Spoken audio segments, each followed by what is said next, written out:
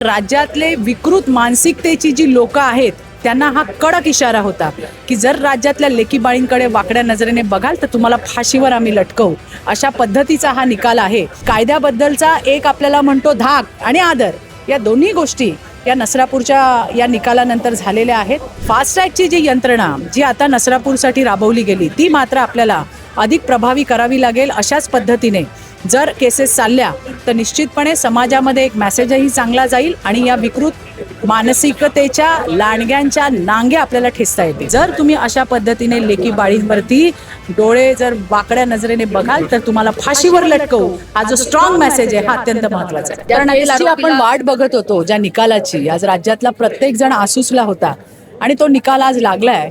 या नसरापूरच्या नराधमाला मरेपर्यंत फाशीची शिक्षा सन्माननीय न्यायालयाने ठोठावली आहे। मी त्यांचं मनापासून आभार मानेन, मी तपास यंत्रणांचा आभार मानेन, मी सरकारचा आभार मानेन।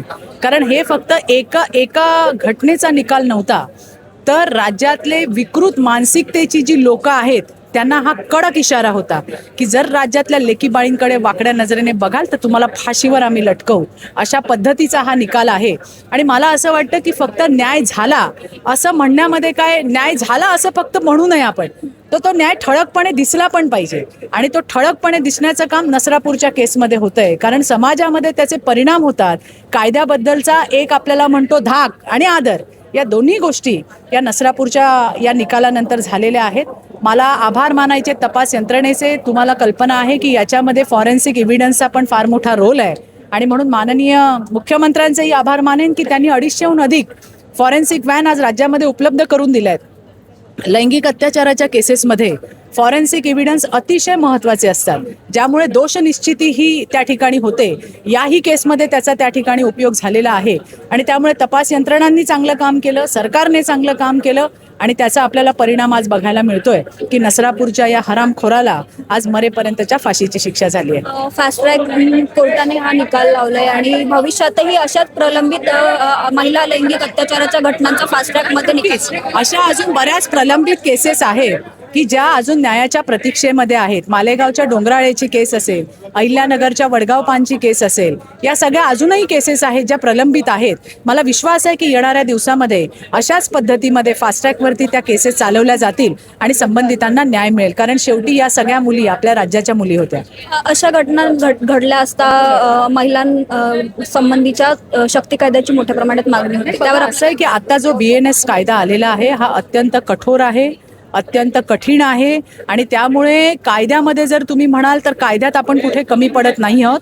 फास्ट ट्रॅकची जी यंत्रणा जी आता नसरापूरसाठी राबवली गेली ती मात्र आपल्याला अधिक प्रभावी करावी लागेल। अशाच पद्धतीने जर केसेस चालल्या तर निश्चितपणे समाजामध्ये एक मेसेजही चांगला जाईल आणि या विकृत मानसिकतेच्या लांडग्यांच्या नांग्या आपल्याला ठेचता येतील। ताई, तुम्ही नेहमीच सभागृहात महिलांवरील प्रश्न उपस्थित करत असता, मग शाळेतील मुलींच्या स्वच्छतागृह असं किंवा अजून काही असो, आज तुमच्या काय नेमक्या मागण्या? आज माझा या केसच्या संदर्भामध्ये म्हणताय तुम्ही, मला हेच सांगायचंय की फास्ट ट्रॅकवरती या केसेस ज्या आहेत, ज्या पद्धतीने नसरापूरची केस झाली त्याच पद्धतीमध्ये जलद गती न्यायालयामध्ये या सगळ्या केसेस चालवल्या गेल्या पाहिजे। कारण शेवटी याच्या निर्णयांचे परिणाम हे समाजामध्ये होत असतात, समाजात त्याचे पडसाद पडत असतात। आणि तुम्हाला सांगते की हे जे हरामखोर आरोपी आहेत हे कोण आहेत, हे समाजातलेच विकृत आहेत आणि त्यामुळे आपल्याला जर चांगला मेसेज, स्ट्रॉंग मेसेज जसा नसरापूरचा गेला की जर तुम्ही अशा पद्धतीने लेकी बाळींवरती डोळे जर वाकड्या नजरेने बघाल तर तुम्हाला फाशीवर लटकवू,